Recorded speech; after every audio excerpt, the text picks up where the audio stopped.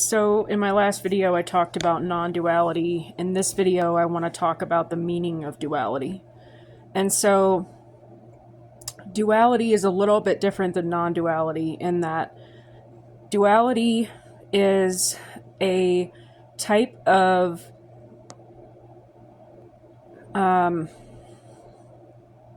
mindset in which a person is unable to enjoy the present moment and unable to remain conscious and see that they are connected to absolutely everything around them.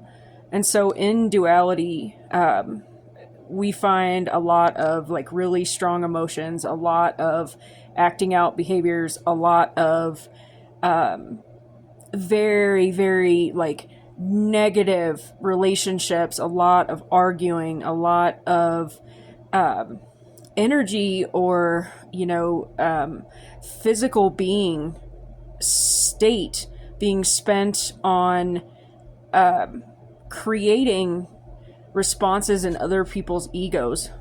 And so what often happens in duality is that duality produces an ego flare-up. An ego flare-up is something that someone has in response to another's comments or another's actions.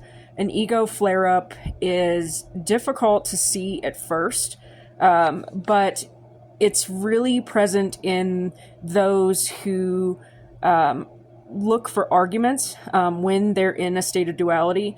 So if a person is always looking for an argument, they're always looking for an emotional response from someone because they have an expectation for them, or they have a rule for them, or they have a certain set of beliefs, like they still belong to a religious system, for example, they're going to be extremely rigid. And so they're going to project their ego flare up onto someone who may not be in a dualistic mindset, but will be kind of forced or controlled in that way to keep that person's ego at bay.